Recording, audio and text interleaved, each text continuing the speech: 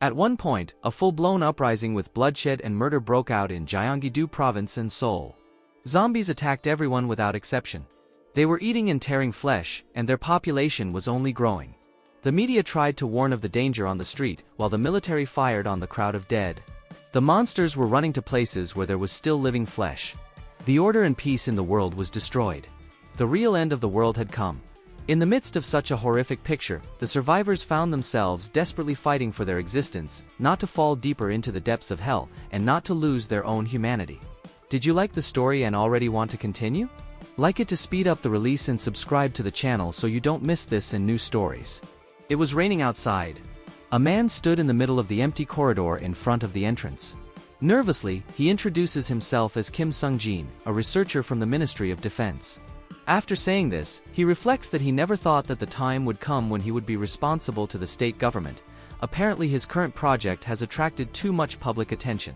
While Kim was thinking about this, the guards checked him for prohibited items and let him into the office with the words "he's clean." Opening the door, Jin saw three people at the table. The first was the brain of the president, Professor Sor Han Sok-tae, the second was the deputy president, Captain Ha Yong-kyung, and finally the person who called this three-person meeting, the Grey Cardinal, Minister Yoon Jong-yeol. Seeing these people, Kim Sung did not believe that he would be able to meet such a figure.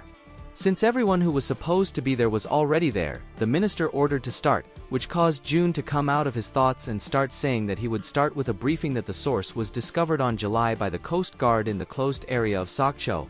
After the investigation of the ship incident began, the guard was attacked. Before he could finish, the minister interrupted him and said that he heard Kim's son had video materials, so he should start with them. The excited researcher agrees and shows the video on the projector, saying that this is the first time that world history has ever seen something like this, so June shows the recording of something that was not previously known.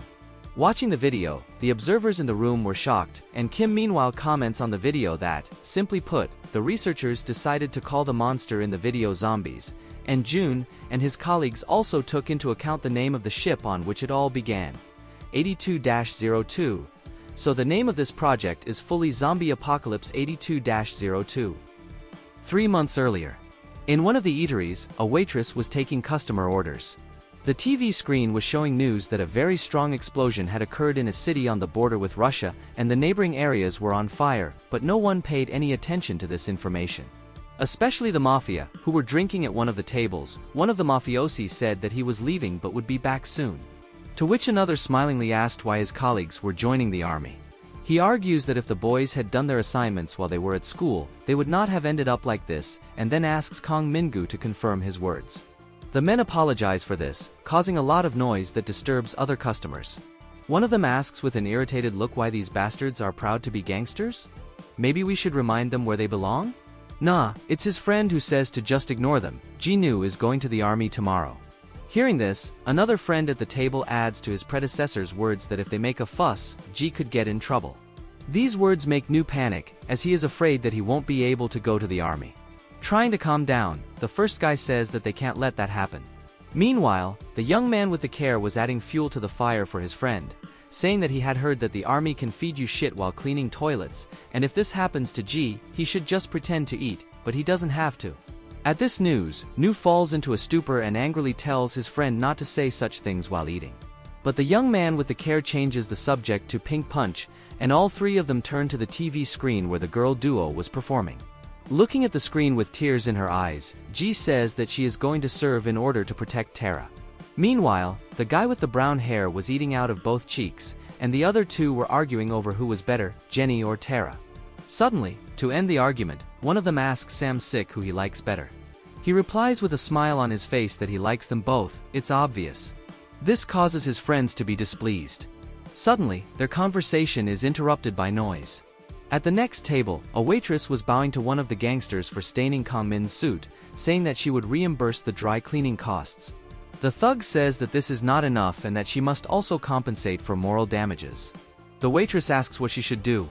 Licking his lips perversely, the thug grabs the girl's hand and orders her to sit with him, but before he can take the waitress away, the same guy from the next table grabs his hand, warning him that it's enough to make noise because there are people around. To which the thug simply slaps the young man and asks him what exactly is enough, you bastard? He tells him not to think that he has become a movie character, because this is a cruel reality. After these words, the gangster's stomach was hit with a powerful punch that sent the bastard to sleep, right next to Kong Min's leg. Seeing this, the other mafiosi sitting at the table jumped up, and behind the young man himself was an irritated man who was 1.5 times bigger than the one who was lying on the ground and asked the boy if he understood what he had done. Turning around, the young man replied that he did not care. This irritates the gang even more. Watching this action, Sam Sick asks his friends if his friend needs help with this. The guy in glasses replies that he is the sheriff, although it will not be easy to deal with the gangsters alone. Their sudden fight is interrupted by Gu, who says that it is low to threaten a child, but that an eye for an eye should be paid. With that, the man takes off his jacket and approaches the boy. When he is close enough, Khan asks his opponent for his last words. The man says that he wants Gu to eat shit and kicks him right in the head. But the man simply dodges without a drop of emotion. After that, he grabs the young man by the collar and presses him to the ground with the intention of punching him in the face, but the guy is the first to attack, forcing Kong to dodge. The boy gets to his feet, and Gu takes the bottle. Standing in front of each other, they want to end it all with one punch, but at the last moment they stop at the sound of a patrol car. One of Ming-Gu's colleagues turns to his boss and tells him that the cops are already here, so they need to leave. Turning around, the man says that he shouldn't let the skeet get in his way or he will die. Kong Min says that it's mutual, and he'll kill him himself the next time he sees him. The friends who were watching all this time asked if the sheriff was okay. The man with the broken nose gave a thumbs up to confirm that he was fine. Meanwhile, in the car, the mafioso asked if he should follow the guy from the restaurant. Kong, looking at his wound, says that he shouldn't, and that if they ever have to meet again, it will happen. Nansen Training Center. The friends stood hugging each other and saw Ji off. Sick himself was teasing his friend and telling him not to look for them. This irritated Noon. Seeing this, Sam turned it into a joke and said that they would all go to the ocean together during Ji's vacation. This proposal was supported by the others. The comrades promised to do so, but they never had a chance to fulfill this promise. 3 months later, the ocean border at Sokcho, a few days before Jim's vacation. The Korean water police gave the first warning to an unknown ship that was invading a closed area, asking to speak to the captain. The officer gave the second warning, but heard no response. At that time, the world itself turned into hell. Young asked what they should do and whether they should take an unknown ship hostage. The captain replied that they should follow the instructions and start with a search. He threw hooks on the neighboring vessel. The search team boarded the ship and began searching, but there was nothing inside the vessel. After hearing an order from the command, one of the search team took off his helmet and, noticing something strange, went to search the hold. Illuminating the darkness with a flashlight, Sergeant Kim saw the unimaginable, a living zombie. Hearing his colleague's screams, he started running to help him.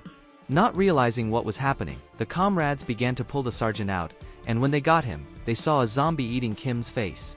One of them ordered everyone to stand back and waved his assault rifle at the monster. After laying the victim down, his colleagues began to ask how he was doing. At that time, the search party reported that they were attacked by an unknown monster-like creature and they were going to shoot it. While the guys were reporting, the zombie stood still for a couple of seconds and then rushed at the nearest soldier in front of him, pouncing on him. The latter, in turn, was able to put his assault rifle in the way of the creature's teeth, restraining the attack. A bullet flew into the creature's head, shocking the soldier and causing the zombie to fall on the deck. Equally frightened, the shooter wondered if his comrade was okay. After hearing the shot, the command asked what happened. The officers replied that they would report back when they returned. But looking at the corpse, the squad did not even know how to explain what had happened. One of the soldiers asked how Kim was feeling. The soldier who was supporting his commander's body replied that the captain had a large laceration on his face. Upon hearing this, the officer ordered him to go back and report the need for medical attention. Turning back to ask the sergeant to hold on a little longer, the soldier saw the captain already out of it. Kim attacked his colleagues, burying them. That was the entirety of the CCTV footage. After finishing watching the video, Song Jin began to say that the ship was not registered, so it was unknown to which country it belonged. The damage was too serious, so researchers assumed that the ship had drifted away from the shore. After hearing this, the minister wondered how the man was still alive with no body part. Kim confirmed the information that it was a human being based on the forensic examination, which found that all organs and genetic materials were located correctly. Only the amount of hemoglobin in the blood was too low, 0.3 units, with a normal human range of 13 to 17. Waving his hand, the vice president asked Kim to be shorter. Nervously, Jean said that in short, based on the research, the sample does not need oxygen, which means only one thing. It does not need lungs and heart to continue living. The minister was puzzled by this information. Meanwhile, the professor wondered if it was possible to take the sample's insides to find out the reason. The professor suggested that it was better to start small, conducting small experiments, the only way this creature could enjoy their hospitality to the fullest. After listening to all the information, Yoon-jong concludes that their country is lucky this year, but the damage is too great, so are the researchers ready to stop the project? Or can the project be implemented with minimal risk? Looking at Yeol with a sideways glance, Kim replies that the minister is right. There are many things to be sorted out before a full-scale trial can begin, and one of those things is infection. Hearing this, Suktae asks Songjin what the prognosis is with this research. He replies that there are no exact predictions, but that the transformation of cells probably occurs after the saliva of the infected person enters the human bloodstream. After hearing this, the professor explains that infection occurs only if the victim's flesh is bitten deep enough, so it looks like this infection is weaker than AIDS in terms of spread. But what happens if it's the other way around? Hearing this, the captain turns his gaze to Han-suk with fear and surprise. The latter, in turn, continues to ask the researcher questions about what will happen if a person eats the flesh of this monster? If Jin's subordinates have not forgotten the risks, then Kim and his colleagues simply have to investigate this process. The minister stops the procession, calming the professor down and asking if Jin has the samples, how long the experiment will take, and if they will get the results this week. Dr. Kim thought he was going to go crazy from such pressure, but he could not say no. Then, looking at his watch, Jin said that it was time to see everything with his own eyes and asked to turn around. Behind the minister, a wall began to open, revealing the trio of the same poor people from the ship. Feeling flesh, the zombies immediately ran at their victims, but there was a barrier in their way. Approaching the glass, the doctor demonstratively tapped on it, explaining that it was acrylic glass 15 centimeters thick. The oxygen level in the area behind it was below 10%, which was several times less than in Seoul, and the specimens behind the glass could move without oxygen and did not feel pain. Watching this, the minister concludes that the soil has everything it needs to survive, but it lacks intelligence. The ability to think is the most important quality of a soldier. After that, Yoon-jong asks if these monsters can shoot a gun. Kim answers that they probably can't.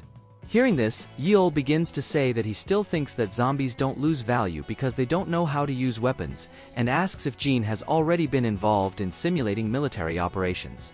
To this, the doctor says that his team has roughly calculated the consequences of introducing these creatures into a modern city where no one has heard of them. First, 2% of the population of 100,000 people will be infected on the first day, 17% on the second day, and 34% on the third. Han-suk decides to add to this information, saying that on the third day, measures will be taken to deal with the growing number of infected people, and the priority will be to ban the spread of information. But what will happen to the megacities in this case? To this, Jin says that he will try to calculate such a situation under the same conditions: 47% on the first day, 64% on the second, and 70% on the third. There are two reasons for such a rapid increase in the number of infected compared to a small town. First, in small towns, the population density is much lower, and second, these creatures can walk about 20 kilometers a day. After listening to all the information, the captain asks what the boss thinks. Knowing all this data, does Yoon-jong think this investment is worthwhile? Based on the fact that losing more than 50% of the population before the war starts is a very serious loss, and they will be too busy exterminating these creatures afterwards. There will be no time or resources left for military action, and such weapons can be much more dangerous than nuclear weapons, but it all depends on how they are used. Looking at the glass, Yeol asks what weaknesses the monsters have. Kim replies that zombies do not show any reaction to external stimuli. There is also no point in wounding them, as it is necessary to damage their brains in order to make them stop. And if we talk about the effect of temperature, the creatures stop moving after the 55-degree mark. This news surprises the minister, as the man clarifies that if the monsters stop at -55 but move again when warm, it means that they can be controlled in this way. Jin tries to correct Yoon-jong, but he interrupts and gives them 2 years and says that he will fund them as long as they need, only on the condition that they invent a vaccine that will reverse the mutations in those 2 years. Dr. Kim sat in the van leaving the briefing and wondered if he had done the right thing. As soon as they invent a vaccine, the government plans to release these creatures all over the world, not to mention how much such a vaccine would cost. but also not to worry that such opportunities do not come easily. While Jean was thinking about this, the truck ran into spikes spread on the road by someone, causing the tire to burst and the van to skid to the side. Kong got out of one of the cars that was chasing the truck, smoking a cigarette, saying that the rain was getting heavier and ordered his men to deal with the matter as quickly as possible. At that moment, the van was seized by the Manbi group, led by third-ranking Kong Min. Ji was sitting in his station and writing a letter to his friends saying that he was fine. He didn't even think that they would leave like that, so he doesn't know if they are okay. Ji thinks that Yubin is going through a hard time. Because of the hot-tempered sheriff and the womanizer Sam sick, the young man is very interested in how they are doing, and by the way, he was promoted to a sniper of a special category.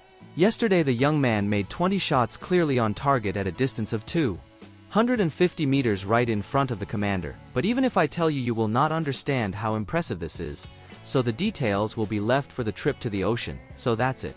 Folding up the letter, a satisfied Ji looked at the rain outside the window.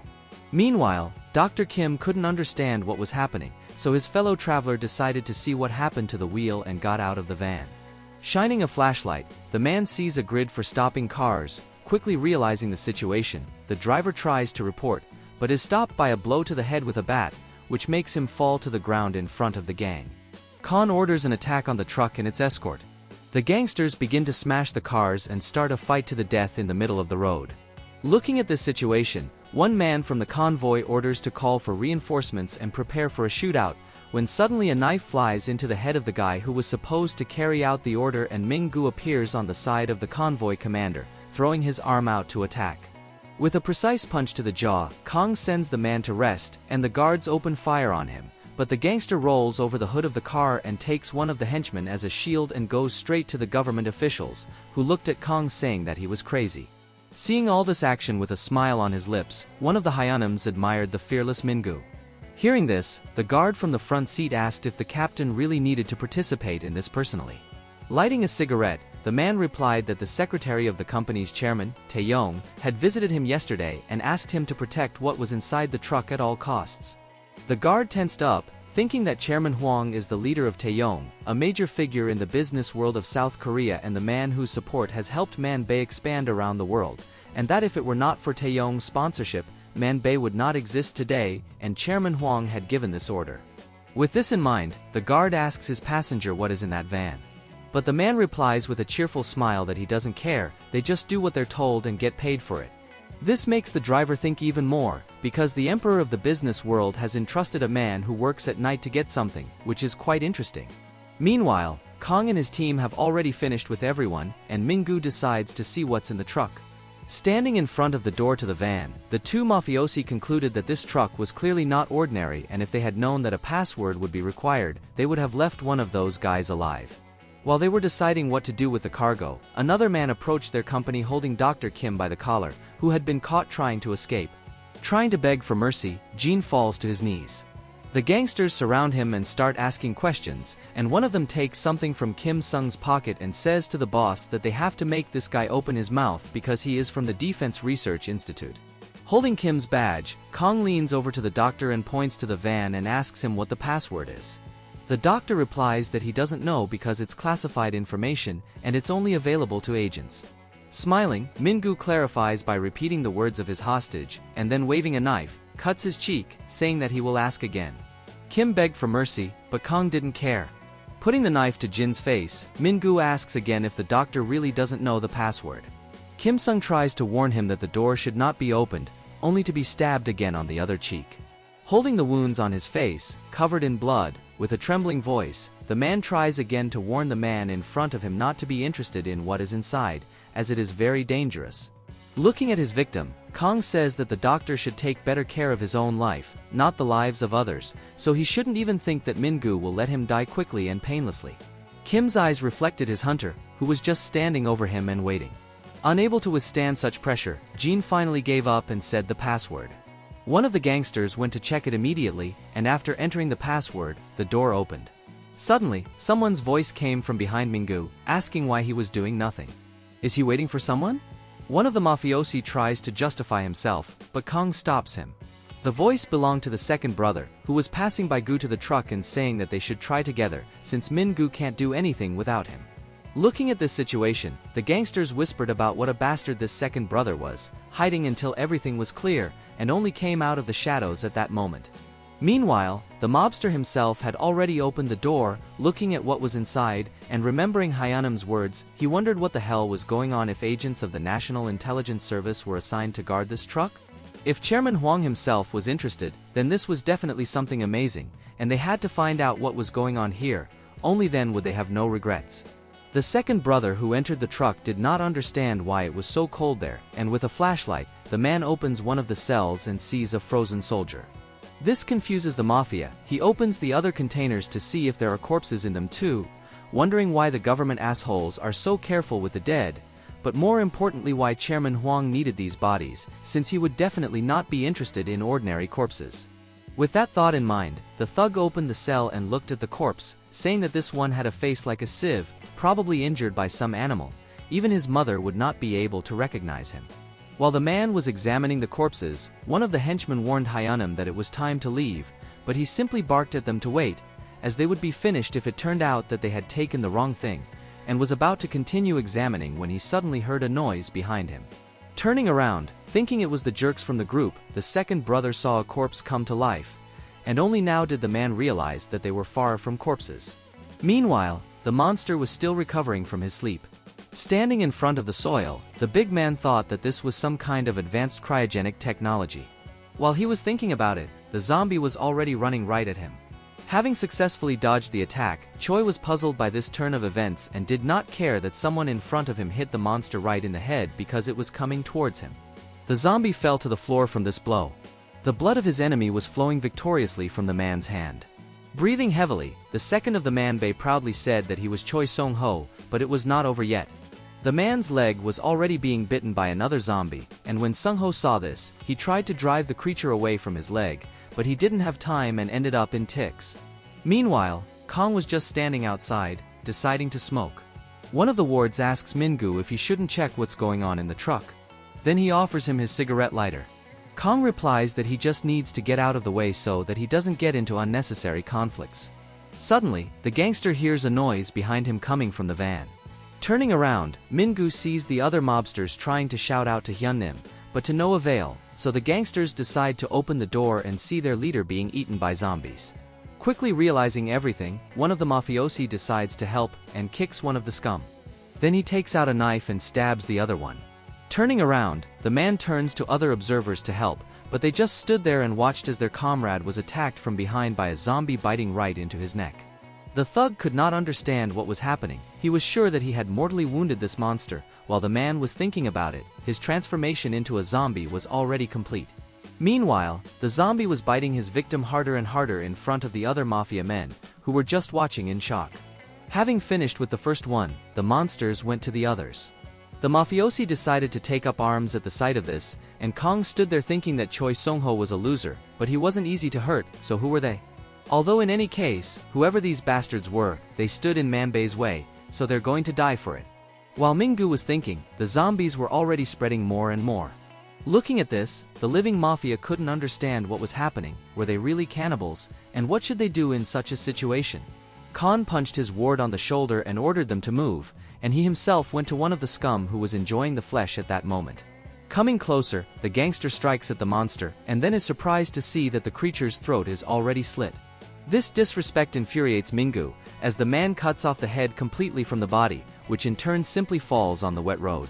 Kong thinks that he's done with one of the mafia men, when suddenly the voice of one of the mafia men warns Hyunim of danger. Turning around, Mingu sees two more monsters attacking him. Having successfully dodged them, Kong ponders the fact that these creatures continue to resist even after being stabbed several dozen times. Who are they and why don't they die? With these thoughts in mind, Kong slams the zombies to the ground, saying that these guys really know how to be annoying. But he notices another one on his side, holding his face. A smile appears on the man's lips and he realizes that even blades don't take these scum and this will be really interesting. Suddenly, Mingu wonders how the first one died. He remembers that he cut off his head, and the man realizes that the head is the weak point. Kong immediately lunges at his opponent, piercing his throat, as if he suddenly sensed the danger, but quickly dodges it, thinking that if he had taken out a knife a little later, he would have been dead. Then he pushes off the road and kicks the zombie in the legs with a U-turn, causing the monster to fall to the ground. This leads Minggu to another conclusion, that monsters' bones do break, too. The zombie tries to get up, but Kong sends it back to the ground with a kick to the head, but even so, the monster remains alive. Finally, the enemy was dead. Minggu looked at the sky washed by the rain and said that he finally realized that they need to open the skull to kill. Kong sat opposite the zombie he had killed and smiled, taking the knife in his hand. A new enemy had already appeared on his side, not giving him a break. Having successfully dodged, the man counterstrikes the zombie's leg, knocking it down.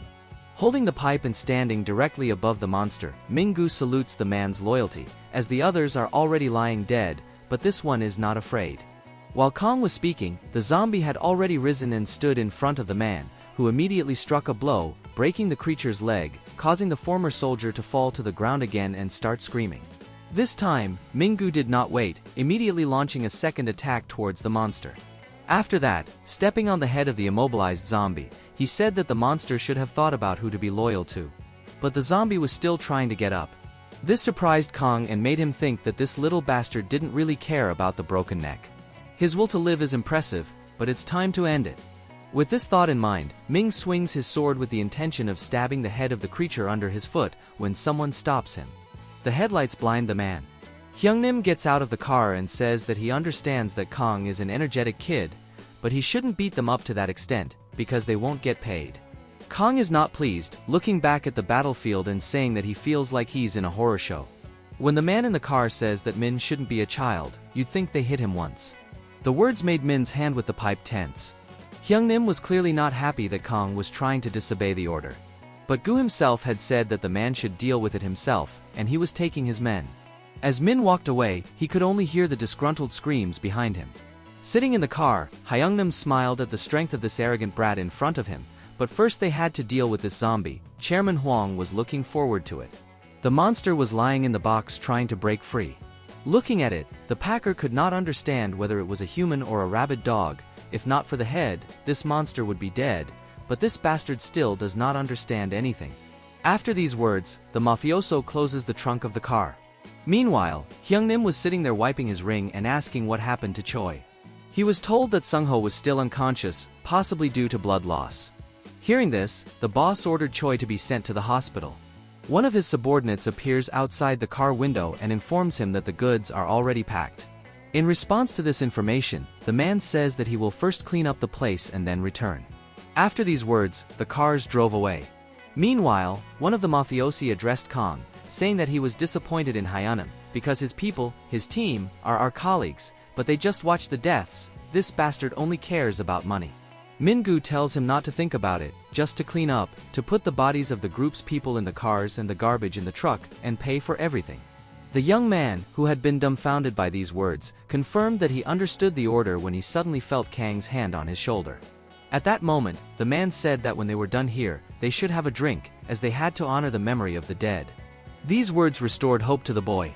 Their conversation was interrupted by a voice shouting that there was a survivor. Day-6 stood in front of them. Looking at him, Minggu wondered why this mafioso was moving like that. It was unnerving, really. While Kong was thinking, the guy next to him was already hugging his friend, saying that the guy thought his friend was already dead and he needed to take him to the hospital.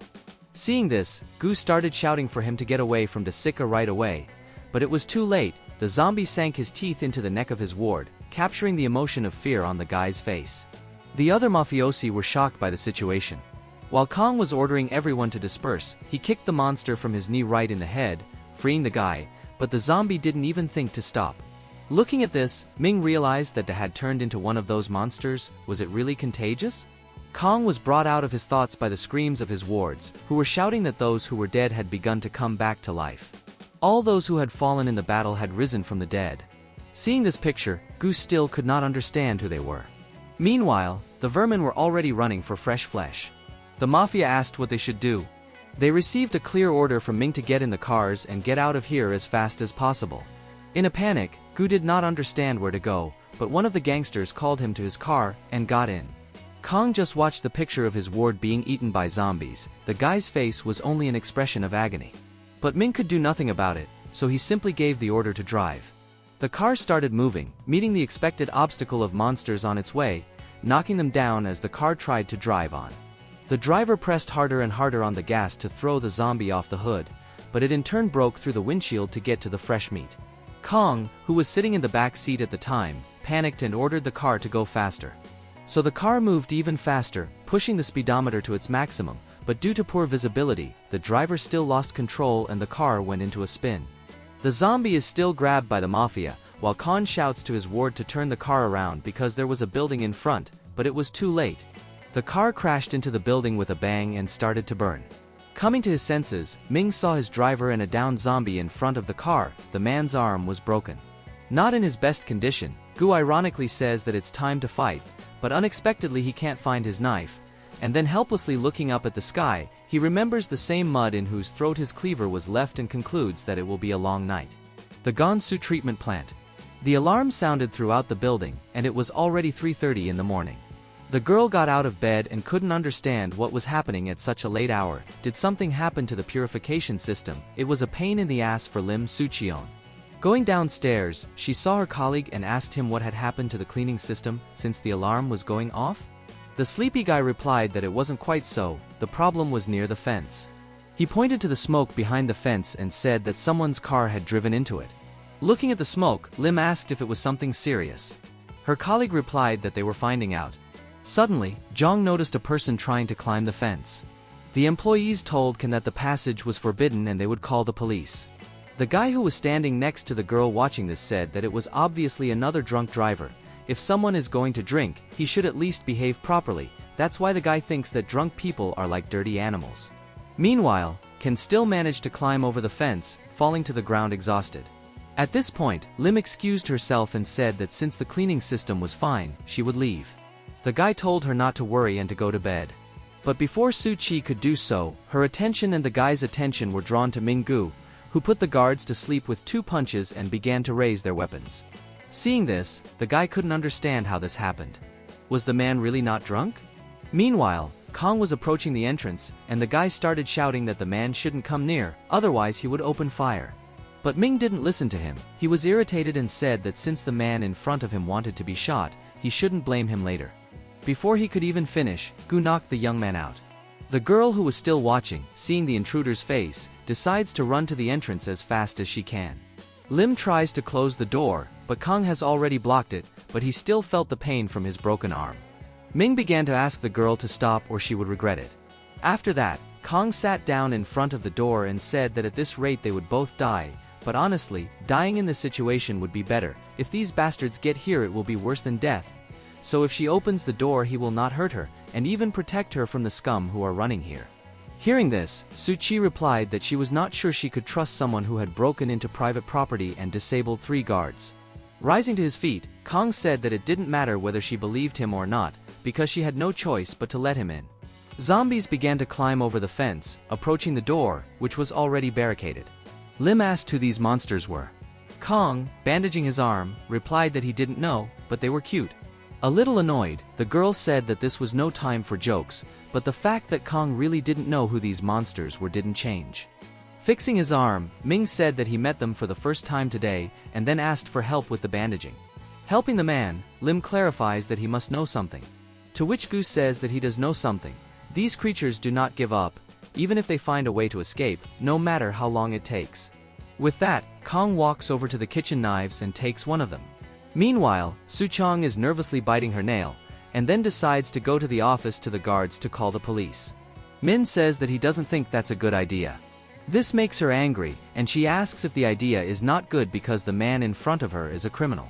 As Kong approaches her, he replies that people turn into such creatures after being bitten, and if she calls the police, their number will only increase, but if she wants to take responsibility, she can. Lim points out that it is possible to just clarify beforehand.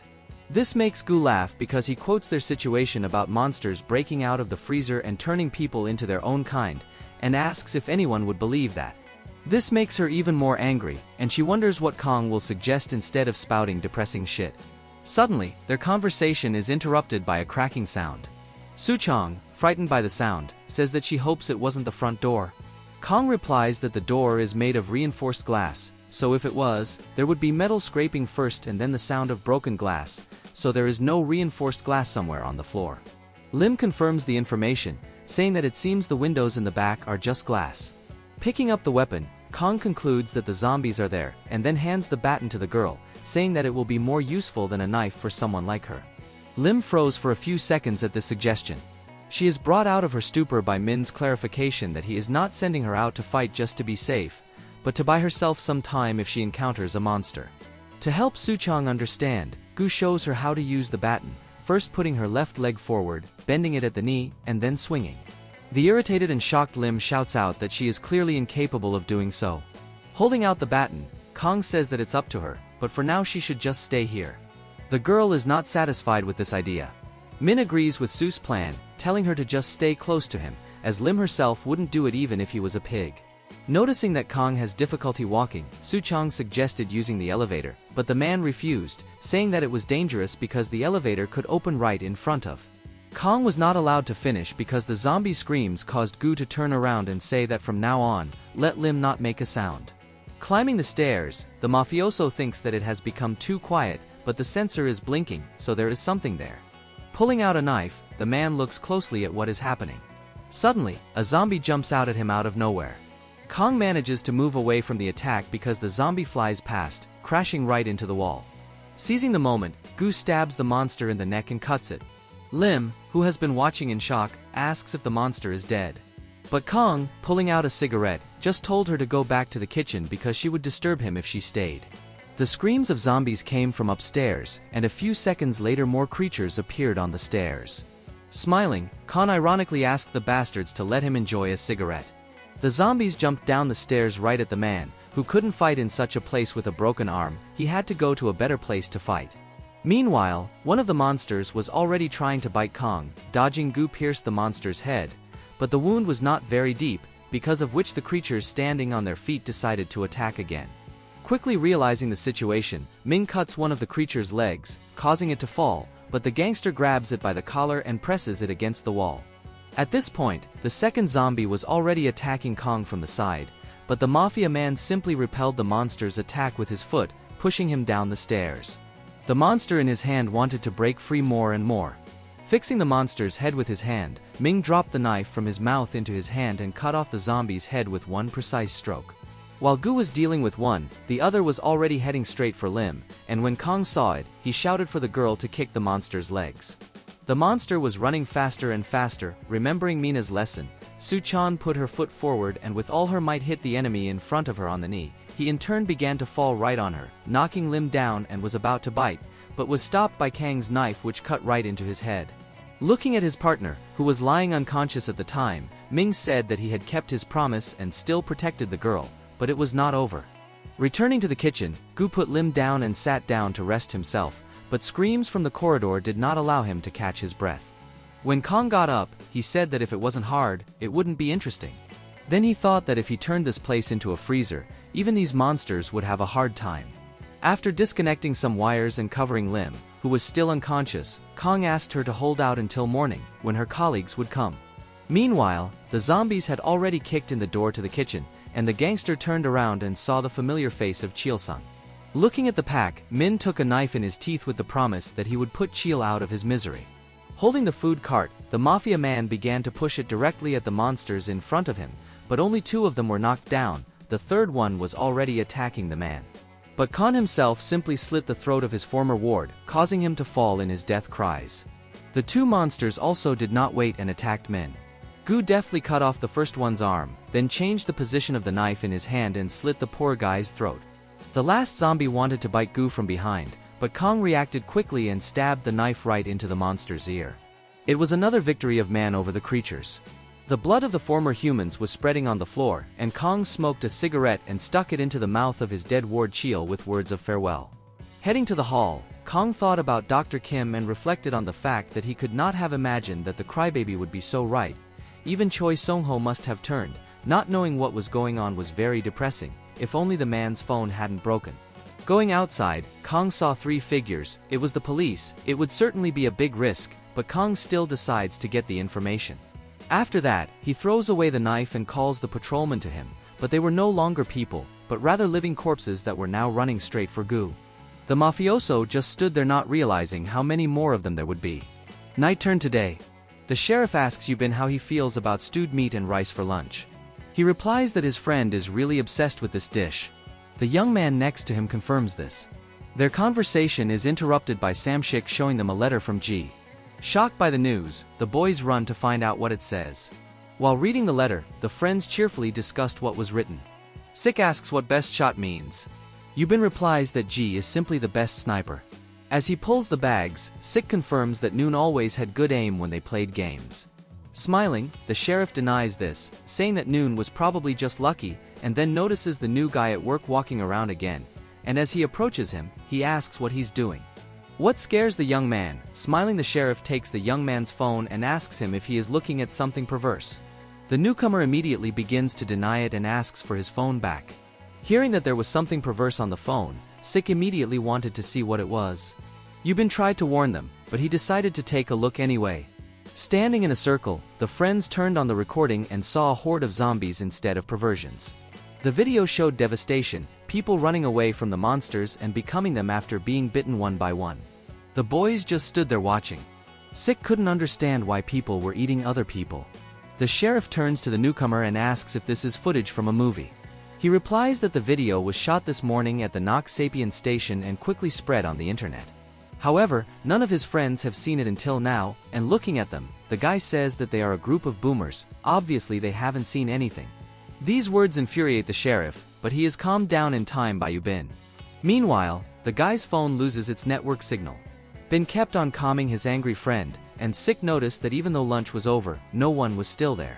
Now the other boys are wondering where everyone is. Yu tries to call, but can't find his phone, so sheriff decides to call from his. But Sam stops him saying that he doesn't have a phone either, because their phones are in the truck that went to lunch, and then suggests that they just work and then go out and have fun.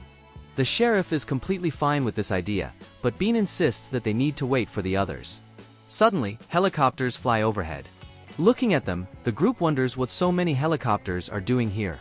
But Sik only cares when the food arrives. Meanwhile, the virus was spreading more and more, filling the streets with blood and victims, including construction workers. After a while, Sam looked through the spyglass and kept repeating how hungry he was. Seeing Sik looking through the optics, the sheriff asks where he got that shit. Yu replies that he seems to have won it about 2 days ago at the slot machines, and must have spent at least $10 to win something. The sheriff wonders if Sik can even see anything through this spyglass. He says that he can see a wrench lying on the ground, and he can see all the way to the wall, but he can't see anything beyond it. The sheriff says that of course this thing won't help him see through walls. Proud of his thing, Sik says that it is still quite useful. To which his friends categorically deny this information. After getting water bottles, the newcomer complained about the heat. The sheriff asked him if his phone was working. But the young man denied it, not understanding why the hell they were building a retirement home in such a place. Bean replied that it was because their previous plan to build a new city hadn't worked. Suffering from the heat, the sheriff suggested that they stop talking and eat already, as they would be starving to death here until the others returned. Sik supported this, but the newcomers said they didn't have a car. To which he says they can just walk. The newcomer says it will take about an hour to walk. Bin says that's only if you take the main road, if you take a shortcut, it will take 10 minutes. After hearing this, the guy decides to stay anyway and asks him to bring him something. The sheriff was about to get angry with him, but he noticed that Sik was putting on gloves and asked why he was doing that. Sam replies that they make it easier to jump over the railing, and he looks cool in them. And while showing the moonwalk, he sings that he wants cold noodles. Bin is angry that his friends are suffering from bullshit, and he tells them to leave. Having calmly climbed over the fence, Sik defiantly stood in a rack in front of a displeased UN sheriff, who had failed to climb over the fence.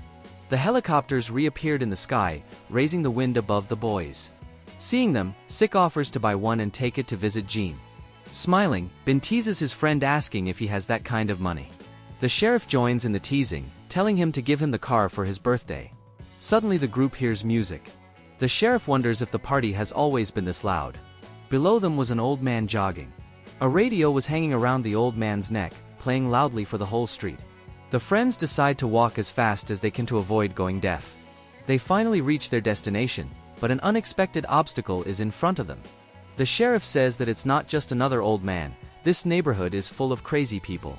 Looking at the person in front of him, Bin says that it's strange because the man in front of them is wearing a suit, but businessmen are very rare in this area, and his wounds are quite deep and his whole body is covered in blood.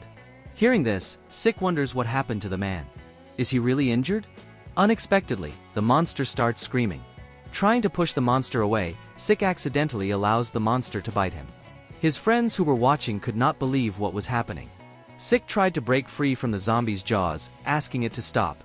Shocked, Bean looked into the eyes of the stranger and concluded that he was out of his mind. The sheriff, meanwhile, saying that he did not start the fight, so it will be considered self-defense, swings his leg to kick and hits the monster right in the jaw, sending it to the ground. Ju was trembling in pain, then smiled and said it was okay, and they fell for it. This news relaxed Ju, and the sheriff restrained himself from hitting his friend. Looking at Sam adjusting his gloves with satisfaction, Ben praised the Lord that Sick had put on those stupid gloves after all. Their conversation was interrupted by a scream that immediately caught the boys' attention. The sheriff could not believe that the man had already recovered and then asked Sam for the gloves. Looking at his friend putting on the gloves, Yu says that the man must have gone crazy. To which the sheriff says that he is not going to fight the man, the guy can do more than that. These words surprise the young man's friends. With a serious look on his face, the boy says that he will settle the matter peacefully. Then Bean asks why the sheriff is flexing his fists.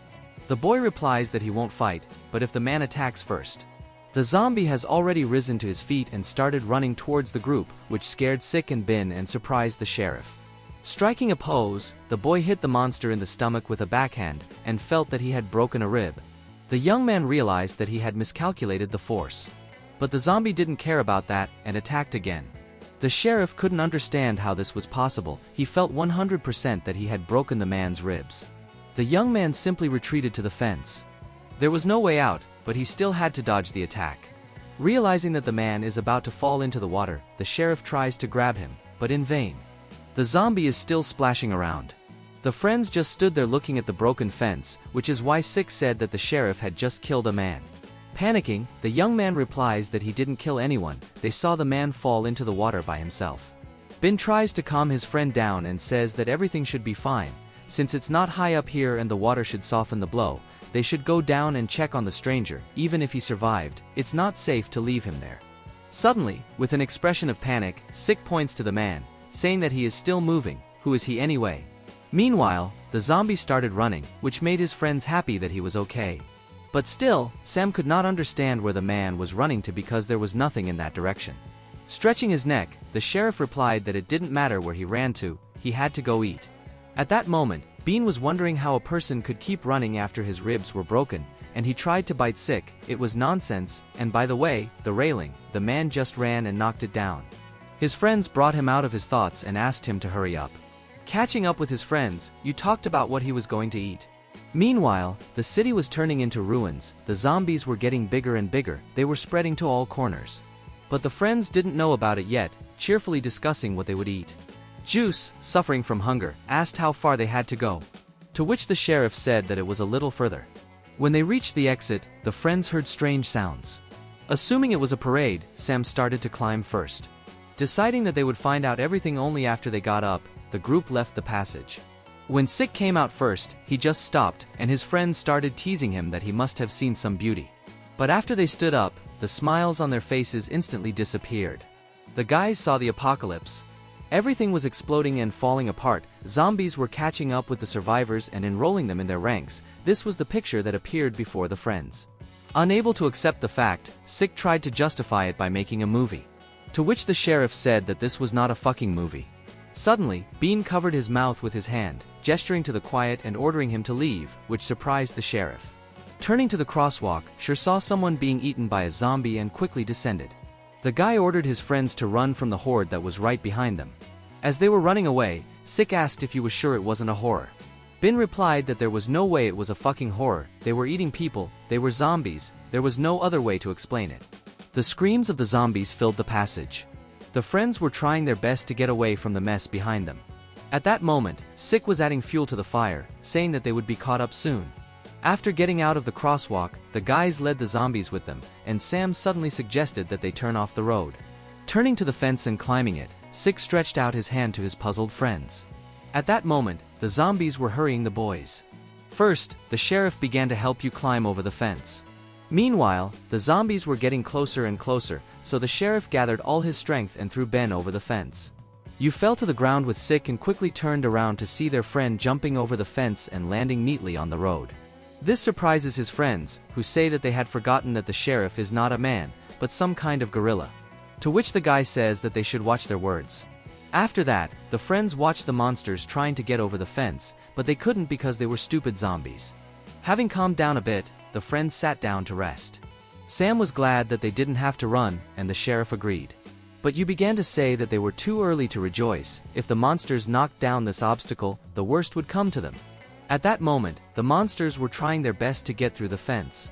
Sitting down, Sick realized something, so he asked his friends if they thought Mr. Huang and the others had been killed. Recalling the whole nightmare, Bin confirms his friend's guess. And Sheriff, shaking his head, suggests that they go back to the construction site and think about it later. But it was easier said than done. Zombies surrounded the fence from all sides. The guys just watched as they were besieged. Because of this, Sheriff suggests going to the subway and hiding there. But Yu denies this idea, saying that probably all the rooms there are closed. If they go there and the doors are closed, they will have nowhere to run. Even if there is an open room, the three of them are not enough to check each one. Hearing this, Sick asks if the sheriff can't just turn off the zombies. He says that he can't turn off those who don't care about injuries. Then Bean suggests that the sheriff just kill them. These words shock his friends beyond words. But Yu continues to insist on killing them. Disturbed by his friend's behavior, the sheriff asks if he is serious. Bin defends himself by saying that it's not even murder, the freaks don't even look like people. The sheriff agrees but still hesitates. Meanwhile, Sick throws stones at the monsters, saying that he will protect them by throwing them at the zombies. Seeing this, the friends sarcastically agreed that it looked reliable. Looking at one of the monsters, the sheriff closed his eyes for a second to calm down and then said that he would probably be able to kill it, but he needed a weapon. Hearing this, Bean repeats what the sheriff said and asks where he can find a weapon. The guy says that he doesn't know, but he can't kill these monsters with his bare hands. Yu replies that there is hardly anything suitable here. Having said that, the sheriff decides to throw stones. At this time, Sick was standing there thinking that he had seen something similar somewhere, and suddenly enlightenment came to the young man. His shocked friends turn to him, and Sam smilingly tells them to just follow their Hyung. These words confuse the boys, but they follow him anyway. When they get to the fence, Sick picks up the wrench, smiling with satisfaction, and hands it to the sheriff, who in turn asks how Sam knew there was a wrench there. The sheriff replies that they should remember the telescope through which he saw something lying on the ground. Recalling that moment, the boys realize they were wrong. Waving the key, the sheriff says that in any case, the only problem is where to start. Bean, who has looked around the territory, says that it is better to start with those three, since they are watching them non-stop, but they will surely bite if you try to climb over the fence. While the friends were discussing this, the fence began to shake, and they noticed a large pack of zombies pushing harder and harder against the barrier in front of them. Tensing up, the sheriff thought he had no choice but to climb over and kill them. Suddenly, a smiling Sick raised his hand and said he had an idea. The young men got ready for it. And Sam smiled and said that he would be the bait. Did you like it and want to see the rest? Give us a like for a quicker release of your favorite story and subscribe to the channel so you don't miss it on the day of release. Sick justified that he would be the bait by running fast. He would jump over the fence and make the zombies run after him. Then Bo would jump over the fence and help. Hearing this, the puzzled friends began to say that Sick was going crazy again, constantly risking his life. He had been like this since childhood and had remained so. After calming down, Sam says in all seriousness that this is the best they can do at the moment. He is the fastest of the three. At this, the sheriff grabs his friend by the collar and tells him to stop talking nonsense. No one cares that he is the fastest. Let him not think that he can sacrifice himself and leave his dead body on them. Trying to reassure Ankwang, Sick says that he will not die. Irritated, Bo angrily looks at Sam and tells him to stop sacrificing himself for others. To put himself first, they should always be together. Smiling, Sick took his friend's head, touched by the fact that he was being so concerned about him. Meanwhile, he was thinking that it was too dangerous to climb over the fence without a clear plan. There must be some other way to escape from the zombies without climbing over the fence. If they planned it well, it might work. With this thought in mind, Ben turns to his friends who are having fun at the moment and offers to unscrew half of the bolts. Starting to work, he orders to open the top first, then the zombies will fly head first. While the sheriff was unscrewing the nuts, Sam stood there urging him on, because the fence was not holding. He asked him to do something with his fingers if he wanted the work to go faster. Scared, Sick asked Bo to hurry up. He, in turn, waved the wrench and said that he knew what he was doing. Finally wiping off the sweat, the job was done. Putting on his gloves, Yu says it's time to hurry up. The guy will remove the fence, and his friends will deal with the zombies when they come. The boys froze in suspense. Bean jumped up on the fence, pushing on it with all his might. The fence gave way and began to tilt, letting the first monster through. The sheriff adjusted himself that he was not facing a human and then hit the zombie on the head with all his might, spreading it out on the ground. A look of irritation at his helplessness is replaced by shock that the zombie girl is not dead yet. Holding the fence to prevent other zombies from getting through, Yu hurried his friend to get on as soon as possible. Angry, Ankwang screams and finishes off the fence. Watching him, Sick says that it was close, but it's good that Bo was able to handle it. But zombies die if their brains are damaged. Meanwhile, the sheriff was already running to Ben's aid, asking him to lower the fence and swinging the wrench. He hit one of the monsters right on the top of the head. The second one, screaming nastily, attacked his hunter. But the guy dodged the attack and hit this monster right in the head. Standing over the corpses and breathing nervously, Bo notices that one of the zombies is still moving. So he furiously hits the monster on the head, wishing it would finally die. His friends bring him out of his rage, and Ankwang calms down. But that was not the end of it. The fence at the other end fell down, attracting the boys' attention, and a wave of zombies rushed right at them. The creatures rose up from the ground, heading straight for their prey. At that moment, Ben hurried his shocked friends to move faster. After climbing over, Yu and Sam hurried their friend who was already being overtaken by zombies. While Ankwang was moving, his shirt got caught on something. That's why the sheriff started to free it. Thinking at that moment that everything was fine and he needed to calm down, but everything was far from fine. Spitting on his clothes, Bo finally gets out of the trap, but one of the zombies still grabs his leg. The sheriff watched as his leg was being squeezed tighter and tighter, causing him to panic. Panicking because the zombie was digging its nails into his leg, Bo tried to push the creature away from him. The guy's face was full of panic, and he was hitting the zombie's head. Finally, he let go of Ankwang, but he did it so quickly that the sheriff lost his balance and rolled down. Looking at this, the friends approached the lying friend, wondering if he was okay. After that, they all decided to run away from the crowd that was behind them. While running away, the boys heard the music of the same jubilant man. As they ran, zombies were eating people. Suddenly, Sick noticed an old man on the radio being bitten by a zombie. The group wanted to help him, but hearing the unpleasant sound of a zombie chase behind them, Yu takes all the courage to shout that it's too late to save him. They need to run or they will be bitten. The boys ran as fast as they could across the bridge. Turning around, Bean saw the city burning in flames. The monsters did not let anyone go, neither young nor old. They reached the building where the newcomer was still working. The boys got to the second floor. The sleepy young man did not understand why Bo was screaming so loudly. Meanwhile, Ankwang took a sledgehammer in his hands and hit the stairs with all his might. Checking the ladder, Yu says that it can protect the stairs, but it will be difficult to break them, so it might be better to find another place. The tired sheriff says that it's too dangerous, and they have a little time to spare, so they need to break it down. But first the young man goes to get the tools. Still not understanding anything, the newcomer asks his friends what they are doing. Meanwhile, they were unscrewing the ladder leading to the second floor. The newcomer repeated the question again. Once again, Bo ignored him and swung a sledgehammer at the ladder, causing it to fall to the ground. The guy standing next to him grabbed his head in surprise. Not understanding why they damaged the ladder, he shouts that they are crazy bastards. The sheriff orders the newcomer to shut the fuck up. Bean, who was trying to rest, asked the young man to let them catch their breath first, then they would tell him everything. Juice, who was also exhausted, adds to his friend's point, saying that the newcomer will thank them later for saving his life. But the guy told them to stop talking nonsense and rebuild the ladder. Suddenly, the young man notices blood on their clothes, which leads him to assume that they broke the ladder so that the cops wouldn't find them. Yu tries to explain everything to the boy, while the sheriff was thinking about the fact that he had killed people.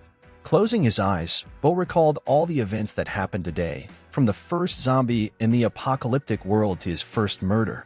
After hearing the whole story, the newcomer could not believe his friends. They, in turn, just sat there waiting for the guy to understand. Smiling, the young man says that it is incredible, but in a second his face changes to a tense one because the construction site was already teeming with monsters. Taking out their phones and turning on the news, the boys listen to the words of the presenter that today is 1318 and viewers can see on their screens the battlefield. Violence and murder are taking place across the country, especially in Seoul. To overcome these difficult times, the Korean government has decided to call the armed forces and police to action. Please do not leave the house while the situation is still ongoing. The boys were prevented from watching the news by the dead phone battery. Bo asks if the newcomer doesn't have a charger. He says it's in his bag, and the bag is there, on the first floor. But they've already heard the news. They can't go outside until the army and police solve the problem, so they should just drink soju instead. Ben doesn't let the boy finish, saying that the police won't save them. The newcomer asks why the police won't come. He replies that the news about the zombies first appeared at 1330, and now it's 1830. 5 hours have passed, but zombies are still walking around. Hearing this, Bo adds to his friend's words, saying that this means that the armed forces and police have failed. Meanwhile, Sik realizes that the video they watched in the morning came out before the news, so more than 10 hours have passed. These words make him angry, and he tries to call the rescue service, but all he hears is that his call cannot be taken at the moment. Looking at the newcomer's panic, Ankwon laughingly offers to disconnect the guy. Ben says that it's not necessary and asks how Bo's leg is doing, since it was injured by a zombie and needs to be treated anyway. After these words, Yu asks the newcomer to give him soju, but he just stood there looking at the guys in shock, and then starts screaming that they were bitten by a zombie. Bo replies that it wasn't a bite. Sighing calmly, the boy thought that he was worrying in vain, because if Ankawa had been bitten, he would not have behaved as usual. Meanwhile, Bo continued to smile and say that he was not bitten, he was just scratched. At this news, the boy jumps up and asks, "Isn't that the same thing?" This behavior makes the sheriff angry, so he tells the newcomer not to talk shit, because Bo is not turning into a freak after all. The frightened guy says that it's not the bite, but the infection, so Ankawa needs to be thrown away, getting rid of him before he becomes a zombie. I didn't understand what the young man was talking about, but he insisted on his way. Taking Sheriff by the hand, the newcomer led him to the pit, saying that if he had any respect for his friends, he should jump in himself before he became a zombie. This situation had already begun to irritate Ankawa. Slapping the newcomer on the cheek, you ordered him to keep his temper, since Bo hadn't even become a zombie yet. Angrily, the newcomer begins to say that Ben is covering for him because they are friends, stupid jokers waiting for him to turn into a zombie. Let's see if he will still be their friend when that happens. You can't take it anymore, grabbing the asshole by the collar. But their argument is stopped by the sheriff, who asks Sik to help him. He reluctantly started to come over. Suddenly, the radio started playing on the street. He could not understand why he was hearing music. Then he turned to the group that Ankawa was fighting, saying that Bo would be fine. The newcomer asked where he got that from, to which Sik tells them to come and listen for themselves. As they approached the pit, the guys saw a zombie with music playing. It was the same strange old man from the radio. After showing them this, Sam concludes that they saw the old man after the sheriff was scratched. They were running away from the fence, and then they saw the old man being bitten. Also realizing this, Bean confirms that Bon was scratched first, so if he was going to become a zombie, he would have become one before the old man, so now he is in the clear. The company's spirits rose at this news, but they were interrupted by a newcomer saying that they were so stupid. The virus is not that simple. Everything may be fine now, but then it is unknown. Grabbing the newcomer from behind, the sheriff began to mock him, saying that if he really turned, he would be the first to be bitten by it. Watching this, you notices that Sik is up to something and asks where he is going. Sam answers that he is looking for something. Then he goes up to the third floor and looks around and finds 2 bags. Bringing them to the others, the newcomer notices that they are the bags of the boss and Mr. Huang, and it is rather rude to touch the things of the dead. The sheriff responds to this chatter by saying that whatever Sik does, he will be more useful than the newcomer who was just wagging his tongue. After sorting through the bags on the floor, Sam finally found the pack of cigarettes he was looking for, and then noticed that Ben was doing something and asked what he was doing. He replied that he was looking for something. In a few seconds, Ben was holding a hammer drill that would become a weapon for them. At first, the friends did not understand their friend's words, but he continued to say that he would turn it into a weapon. Morning came.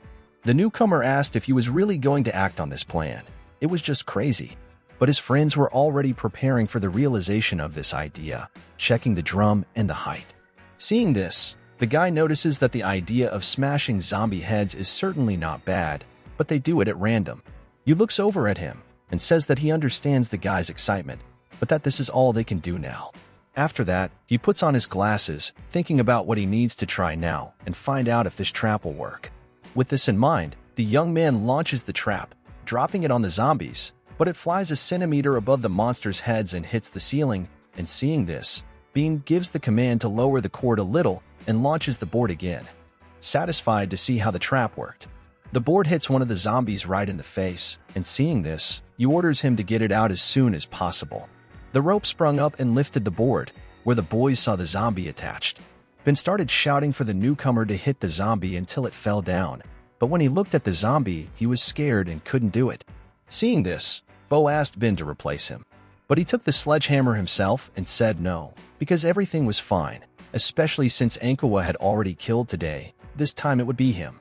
Clutching the hammer, you swung and hit the zombie on the head with all his might, sending the body down right onto the ladder that had been destroyed earlier.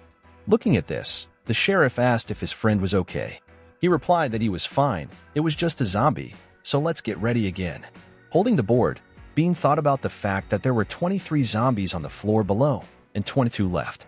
It's noon, the guys are still catching zombies and beating them on the head one by one, and you concludes that there are only 3 zombies left, which is good, but it's getting harder to get in, and Bo and Sam are tired, so is there a way to do it faster? The friends ask Ben to call it a day, and he accepts the offer, putting down the hammer. While resting, he begins to say that this method is too hard for them. There are fewer zombies now, so it's easier to miss, and it's harder to attract their attention with noise. After hearing this, Bo suggests using the newcomer as bait, since he hasn't done anything useful so far, so now he has to contribute. Sick offers to think about it, but you already has a suggestion. Go downstairs. Hearing this, the newcomer waves him off, saying that he must be crazy, he can go down if he wants to. Ankawa responds by rubbing the guy's head, saying that no one expects help from the newcomer. Meanwhile, Ben realized that it was dangerous, but not unexpected for him, and his friends supported his idea, saying that it would be interesting to try it, and they already knew the weaknesses of these monsters. Encouraged by this reaction, you began to stand up, saying that now they had the information, it would be easier than yesterday, so they should put on their gloves and get ready to go. After these words, Ben turns to the newcomer and scares him, telling him to stay here and help them up after they are done, that he can handle this kind of work. Hesitantly, the young man agrees. As the evening came, the group was already fully equipped and ready to go. As they carefully descended, the last thing they heard the newcomer say was that if they were bitten, he would not let them down. Looking at the place from which he had just descended, an excited Bo wondered if he could trust the bastard at all. Also excited, Ben answered that the newcomer should understand that without a team, he was in danger. Meanwhile, Sam had already seen a zombie. There were 2 monsters on the floor, but the third was not visible. Ankawa went ahead and said that they had to get rid of these 2 first, and then the third one would appear. You tried to warn him about the plan, but it was too late. The sheriff stepped forward and called the pieces of shit to him to finish them off. One of the scum immediately started running at him. Swinging hard, Bo hit the zombie on the back of the head and sent it kissing the ground.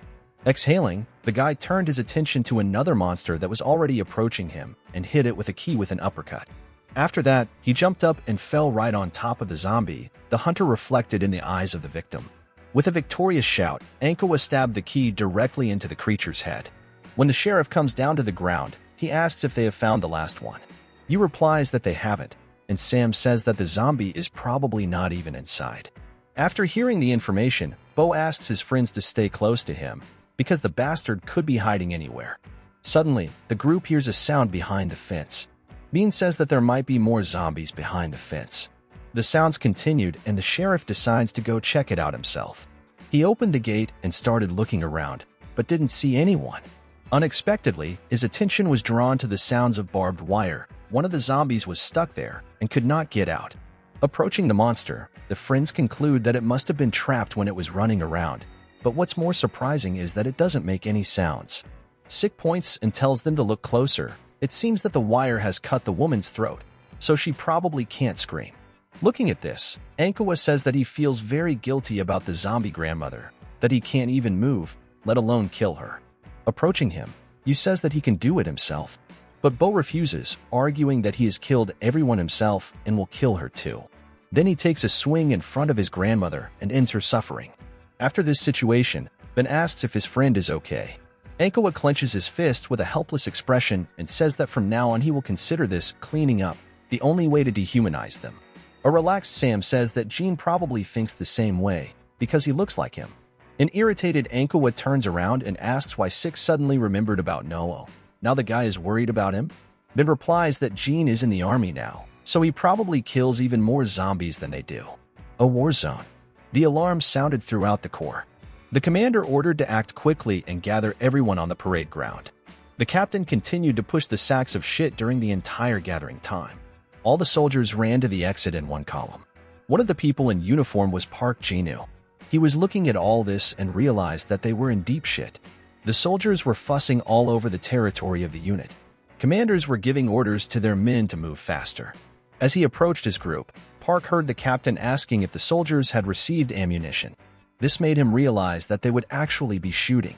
One of the soldiers introduced Jean to the captain, who in turn looked angrily at the latecomer and told him to stop cooling off. They didn't have time for that. Another soldier ordered Noon to go and get the magazines. As the lieutenant handed out the magazines, he told them to load one of them and keep the others safe. Taking one of the magazines in his hand, Pak saw real live ammunition. The troops began to pack into cars, and then they all moved through the central gate with the guards. Sitting in one of these cars, Ji reflected on the fact that in other times they would have been caught up in real events. But now, the guy looked around at his neighbors and possible partners, and then turned his gaze to the commander, continuing his thought that everyone was worried except the commander, wondering what was going on. He was brought out of his thoughts by the voice of the sergeant next to him, who said that the situation was frantic. Everyone was scared for some reason, and he had heard that several soldiers had already been killed. With that, the sergeant makes a face and says that the dead soldiers will now haunt Park for the rest of his life. This behavior scared not only Jean, but also the other soldiers in the truck. This cataclysm was stopped by a blow to the helmet of the prankster, who immediately began to make excuses that he only wanted to cheer up the younger men, because they were too scared. After that, the sergeant turned to Park again, acting innocent and saying that if he was a good sniper, he could shoot a ghost. Seeing the blood, G asked if his neighbor was okay. He took the guy's hand and said that he trusted him with all the ghosts. The commander who was watching thought that the sergeant was talking nonsense as usual, but he managed to ease the tension. Meanwhile, the soldiers picked up on the motive and started joking around with Puck, which made him smile broadly. However, it didn't last long. As the soldiers were driving away, they heard terrifying sounds from the city, which brought fear back to their faces. She checked his ammunition and wondered if this was a war or something like it. These thoughts caused him to panic. Arriving at the assembly point, the captain ordered the second squad to leave. When the commander came out, he immediately began to say that it was 1845 and that from now on there should be strict order. Upon hearing this, the lieutenant raised his hand for permission to ask a question about what was going on here. To which the commander replied that at this moment the town of Samchok was teeming with zombies. At first, the soldiers did not understand this news, asking if they had heard correctly. One of the soldiers began to joke that they were really stupid for believing this obvious drill. Listening to this, Ji thought that the atmosphere was too serious for a drill. Finally, the soldiers' doubts were dispelled by the sound of gunfire, which made them say that everything looked too real for a training, and the ammunition was live. Clapping his hands, the captain attracted the attention of his squad and said that this was not a training exercise, but a reality. They might not believe it, because the commander himself did not believe it at first. No one knows how and when the virus started spreading, but the fact is that the virus spread not only throughout the city, but throughout the country while they were talking. At this, one of the shocked soldiers raised his hand to clarify if he understood correctly that they had to kill zombies. In all seriousness, the captain replied that they would indeed have to kill the monsters and rescue the survivors. From such tension, one of the soldiers lost his nerve and started running, holding back his gag reflexes, and then fell to his knees, emptying his stomach. Meanwhile, the commander was already giving orders that they had little time. Now they needed to search Samchok and its surroundings. The city would be the center, so they needed to search the surroundings for survivors. And the second group would inspect the buildings marked on the map. To this, the commander asked for a floor plan of the premises, because if they're too large, it will be difficult for his squad to search them. Meanwhile, he stood there thinking about the fact that their squad was the smallest, and they hadn't trained much. While he was thinking, the commander received more information about the mission, and then the manager said that he was ordered to stay here to see if other units were joining, so he would leaving the mission to the second squad. The captain was shocked that he now had to give orders himself. Pointing a finger at him, the manager confirms this, saying that he was appointed commander for a reason. Of all the soldiers behind the man, only Park looked ready. The captain finally agreed to do what he had to do, and he pleased the manager. Returning to his squad, the commander began to say that as they had already heard. He was not allowed to finish his sentence by the frightened soldiers who began to ask a lot of questions. Shouting at them to stop the noise, the commander lowered his head and continued to say that he knew they had never been in such situations before, so they were scared. To be honest, he was scared as fuck. But what would they do if their families were in the city? Would they still refuse to leave? Would they just stand there doing nothing? After this speech, the man turns to Jean to report. The young man replied that he was ready to leave at any moment. Putting his hand on his shoulder, the commander told him not to act tough.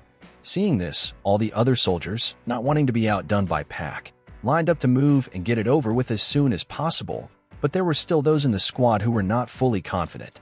Looking at his men with satisfaction, the commander ordered the second squad to move forward. As night fell, the soldiers helped each other climb over the obstacle. When they reached their destination, the squad was ready to enter. Suddenly, one of the soldiers began to worry that it was too much, because they had no combat experience, but they still had to perform the task on their own. Turning to the frightened soldier, the sergeant said that there was nothing they could do about the fact that they were ordered to go. Their conversation is interrupted by a zombie scream, which makes them all crouch down. In this situation, the sergeant asks Commander Choi what they should do. The captain replies that they need to search the apartment and the neighborhood. No one is allowed to go far. They need to go to the White House in front of them at the end of the street. There are 10 floors in total, but it will take time to search them. First, they need to investigate the situation and then determine whether to split up or stay together. Hearing the order, the soldiers began to move to their positions. All except Jean, who was asked by the captain to stay behind and get ready to pull the trigger on command. With a serious look on his face, Park obeyed the order. Walking along the destroyed street towards the house, the soldiers saw the bodies of the dead, and some of them still could not believe that they were seeing the dead in real life. Suddenly, something fell behind one of the soldiers, frightening the men. She concluded that it must have been something that fell as a result of the destruction, or someone who did not want to become a zombie. Unexpectedly, this something made noises, and one of the soldiers asked if they should go look at it. The captain replied that yes, but carefully. The soldier came closer and said that the body was still alive. He began to approach him to see if he needed help. Looking closely, the soldier saw a bite mark on the victim's leg, which in a second turned into a zombie attacking the nearest living creature. In fright, the soldier began to cover himself with his hands, which is why he was also bitten. Others who had been watching all this time began to panic and try to pull Lee out. Finally, having driven the monster away, the comrades began to make sure their partner was okay. Observing this situation, the captain remembers the manager's words that people can become zombies after being bitten and starts shouting for everyone to immediately move away from Soldier Lee. Meanwhile, monsters began to come out of the house. Looking at them, the soldiers were shocked to see real zombies. Excited, Choi gives the order to get ready to shoot, and then all the soldiers stand in a ready position. The zombies start running right at them. Finally, the phrase "fire" is heard.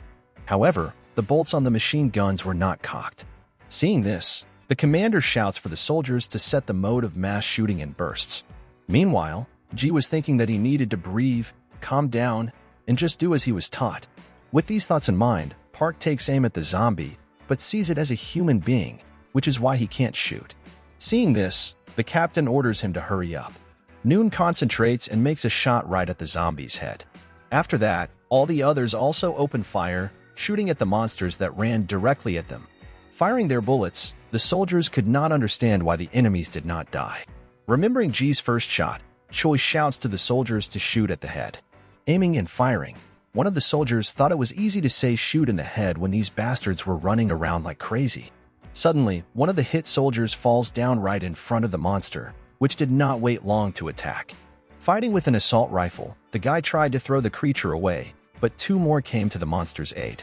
Unexpectedly for the young man, bullets were already fired at the zombies, immediately burying them. The shots were fired by Choi, and the bewildered soldiers could only watch him, not knowing how to fight the zombies. Seeing this situation, the commander starts shouting for the bastards to not stand still, but to get ready to shoot. Zombies fell one by one from the soldiers' bullets. When they were done, one of the soldiers asked what to do with the bitten ones. The commander replied that they needed to gather themselves first. Meanwhile, the bitten man was slowly mutating into a zombie. Looking at the poor man, the soldiers panicked, and one of them said to leave the infected man alone, to which another replied that he should stop talking nonsense.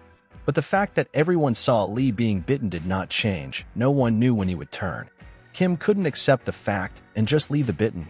However, Choi ordered him to move away, as he needed to remain cautious, call for reinforcements, and observe from a safe distance. Kim wanted to finally bandage Lee's wounds, but he began to convulse. After that, the soldier got up like a zombie and immediately attacked the nearest one. However, a second later, he had a bullet in his head. Kim turned to his rescuer and saw Jean. The bewildered soldier sat in front of his dead comrade. Meanwhile, Ji was already running to see if Kim Na was okay, when he turned to him to thank him for saving him. However, Park told him to thank the captain, not him, and at the first sign of strange behavior, Choi ordered him to shoot. The commander himself hoped that Lee would not turn, but the worst happened. Meanwhile, Ji stood in front of the corpse and regretted what had happened. The voice of a soldier shouting that zombies were approaching brought everyone out of mourning. A wave of monsters ran straight for the second unit. Firing back, the soldiers buried one zombie after another, but they still ran right at them. And there was no end to them, so she wondered if they were going to accidentally run into the sounds of gunfire. But to stop shooting was to die. Suddenly, he heard cries for help. Some zombies had gotten to his friend's side.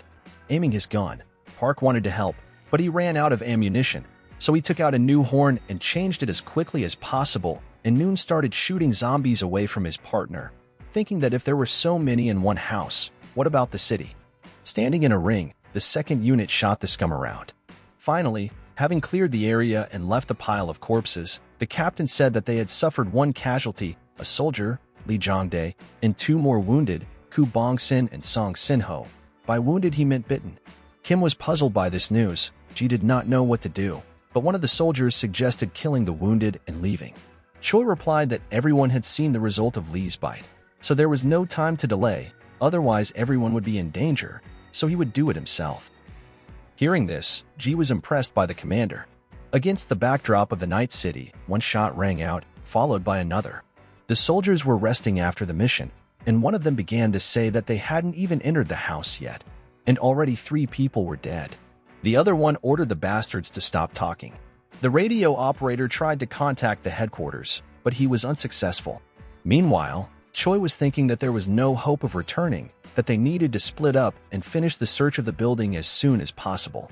Then he ordered the radio operator to report back when he was done, and the others to split into 3 groups. The first one, Kim Ji-ho, Choi Kong-shin, Park Ji-nu. The 3 of them have to search rooms 6 through 10. The second, Song Chang-gil, Cho Sang-go.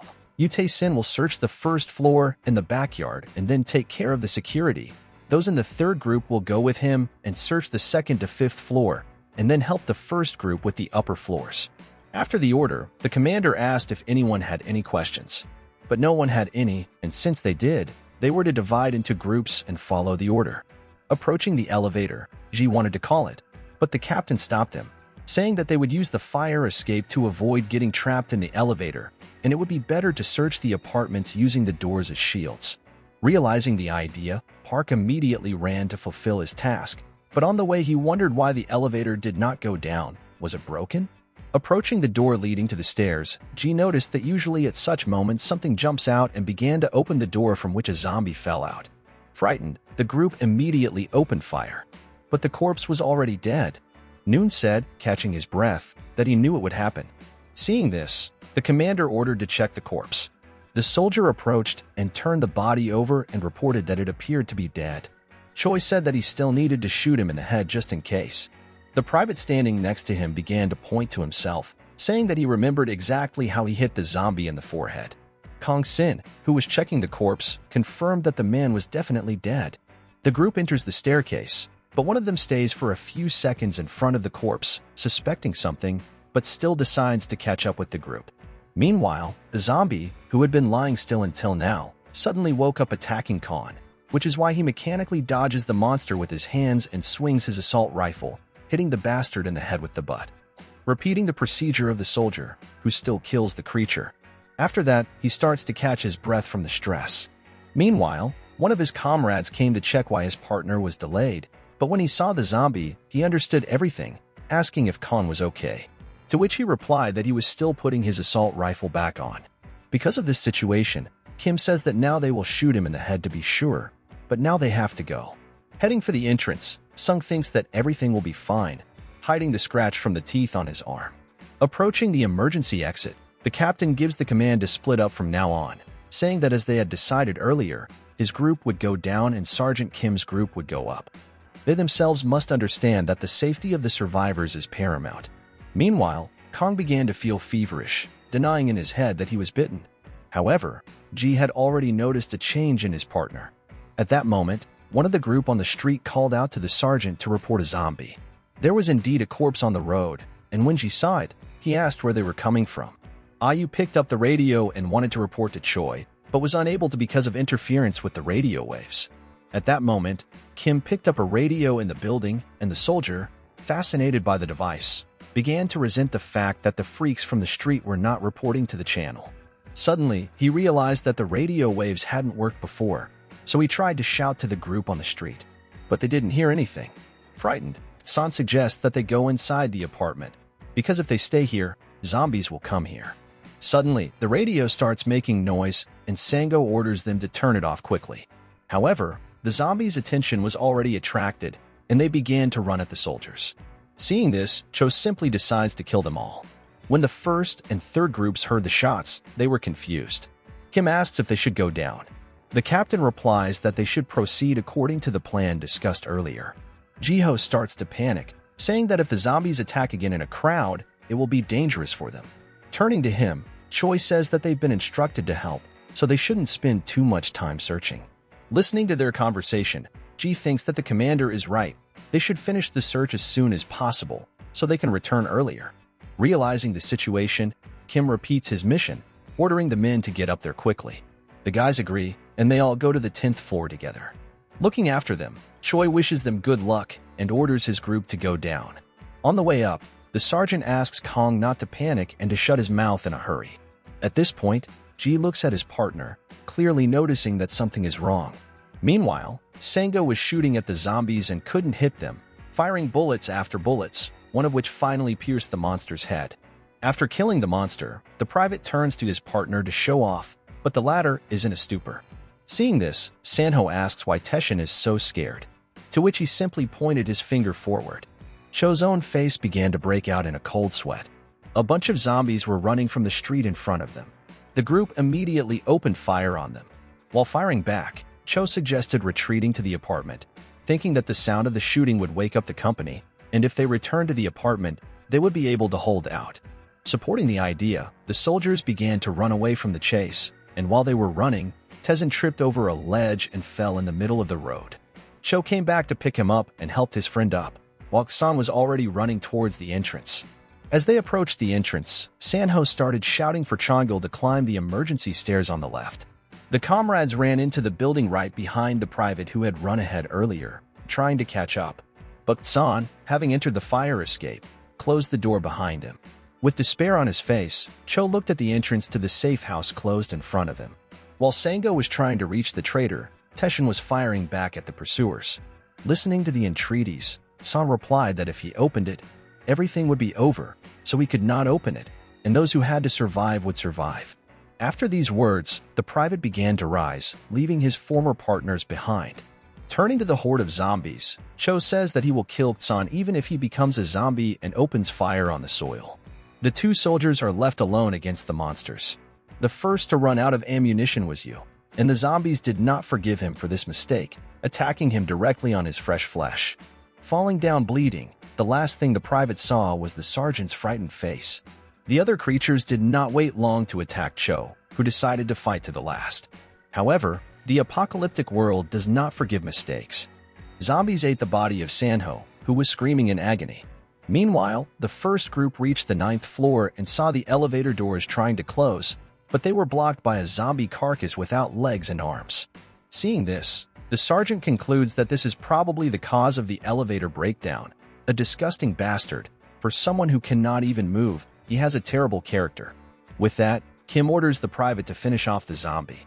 Kong was about to execute the order but was stopped by Jean, who said that it was not a good idea to shoot here, since the sounds of gunfire attracted the zombies to the first floor. Of course, this is not accurate, but still no need to take unnecessary risks. The sergeant agrees, saying that they can kill this zombie later if necessary, but if that's the case, they should start searching. At this point, Kong was looking at the zombie while continuing to hide his hand from his partners. The first group started searching, but no zombies were found on the 9th and 10th floors. Suddenly, Jean stopped in front of the window of the room from which the sounds were coming. Seeing that something was wrong with his ward, Kim asked what was wrong with the boy. He made a gesture of hush to his comrades, confusing them.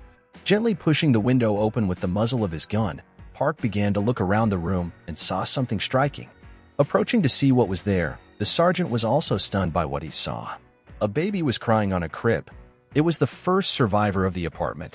He entered the apartment and barricaded the door behind him. While the sergeant and Kong were searching, Zhu asked the boy questions. What was his name? How old was he? It turned out that the boy's name was Ju Bin, and he was 4. After this information was revealed, Park asked where Ju's mother was. This question brought the boy to tears, which made him cranky. Hearing the child's crying, the sergeant took hold of his head, saying that he had been trying so hard to calm the boy down. Now let the privates do it, or the dead will come. None tried to calm the boy down, but in vain. At this point, Sin suggested that since the boy was alone, his parents must have been attacked by zombies. This assumption puzzles the sergeant. Excited, Ju asks him what they will do now, since it is too dangerous to take the boy with them during the search. Ji-ho agrees with the private, but it is unlikely that they will have a chance to return here, so they will have to drag the kid with them. Wiping the sweat from his forehead, Kong says that since nothing can be done about it, it's fine. And Ji offers to carry the boy himself.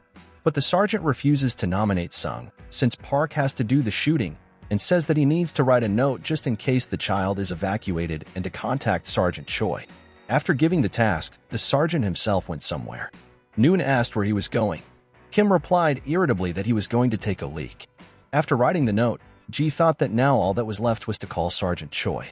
While Kong was trying to entertain the child, Park took out his walkie-talkie and wanted to contact the commander, but he noticed a bite mark on his friend's hand. Immediately remembering Sung's strange behavior, the guy could not believe what was happening. Kong was distracted from playing with his child by a call to rank. When he came out of the restroom, the sergeant saw something shocking. Jean was holding his partner at gunpoint, asking about the wound on the back of Sin's hand. The latter, in turn, began to make excuses, saying that he did not know for sure whether he had received it during the battle. The sergeant wanted to check, but the enraged private brushed him off, putting the muzzle to the boy's head and ordering Jean to lower the machine gun, otherwise he would kill the child. Then the man started shouting again, ordering him to lower the gun. Watching this, Kim asks Park to lower the weapon. Reluctantly, the boy obeys the order. Trying to defuse the situation, the sergeant says that Kong should also calm down, as he was bitten by a zombie, but he still hasn't turned. These words make the man even angrier, and he starts shouting that no one bit him. Kim, obviously worried, agrees that Kong was not bitten and that he should put down his weapon. The man continues to shout and says that if he puts the weapon down, he will be shot immediately. The sergeant says he doesn't understand why he would shoot him. However, the man says that Kim probably thinks that the bitten private is trying to kill the child, so let him not jerk otherwise. The man could not finish his sentence, looking at the crying boy. He did not know what to do. Not finding anything better, Khan let the child go, who in turn ran to the sergeant. Running outside, the man just froze. Kim tried to call out to the private, but he started choking and vomiting something green. The sergeant called out a couple more times to his ward, but to no avail, and then turned his attention to Ji, who was holding Sun at gunpoint, asking the sergeant to move away. Looking at the exit, Kim could not believe it. The private turned into a zombie and began to run away from the soldiers with a terrifying scream. Saying that he was very sorry, Zhu fired a shot, which sent the man's blood flying around the apartment. After the incident, the sergeant asks if Zhu is okay. He says yes and asks how the boy is doing. Ji-ho says that luckily the boy was only slightly scared. Putting his hand on the shoulder of his ward, Kim says that he knows it hurts, but there is no time to beat himself up. Now we need to get out, so let's go. With that, the man approaches the door, but instead of leaving, he closes it and locks it. Ji wonders why he did that. The sergeant said that in front of the elevator. Park said that zombies are attracted to the sound of gunfire, which seems to be true. The corridor leading out of the apartment was full of zombies. Meanwhile, the third group was going down the stairs when they suddenly heard something. It was footsteps, and San was coming up from the bottom. When the shocked captain saw him, he asked what he was doing here. Catching his breath at the surprise of the other members of the third group, Chongo replied that the zombies who had come to the sound had killed everyone. Sitting down with Song, Choi ordered him to report. The private began to say that there were about 20 zombies, maybe more now. Looking at the commander, Chungil thought that Choi couldn't possibly be lying, but the captain's piercing gaze was frightening. While the soldiers were sorting out the situation, the voice of an alpha came from the military phone, asking if Bravo was in place. At that moment, Kim was sitting on the 10th floor in one of the apartments, complaining that he was going crazy because he did not know the situation on the ground floor, could not use the radio, and could not even break through the pile of zombies. When the man turns his gaze, he notices that June is doing something and wonders what he is doing. The guy was looking through the peephole watching the zombies and counting something. When he counted to 50, he was convinced that everything was as he thought. Having finished watching, Park turned to Kim, who was having fun with the kid, saying that he had found a way to escape from here. It seems that the zombies move according to a certain pattern. It takes them 20 seconds to get to the front door. In general, it takes 50 seconds to go through once and come back. After listening to the information, Kim concludes that even if it is 50 seconds, they will only be able to move after the zombies have passed. So there will only be 30 or even 20 seconds left. G adds that this is enough time to get to the emergency exit. Turning his attention to the kid, the sergeant says that the problem isn't even time. Because of this situation, Park decides to go first to check the accuracy of his guesses, and if everything works out, let the sergeant follow him with the child. Jiho beats his private for daring to speak to the elders like that, saying that he will go first. To this, G warns that it could be dangerous. But the sergeant was determined, and he was also a good shot. Opening the door carefully, Kim ran out into the corridor, immediately heading for the exit. Reaching the door, the man thought that the situation looks like this. If the street is further, then they can probably just walk through. Upon reaching the door, Kim gestured with his hand that the way was clear. Seeing this, G took the kid by the hand to go, but the boy accidentally dropped the car, which fell to the ground and started playing music that made Kim and Park turn white. The zombies heard the sounds and immediately ran frantically in the direction of the noise.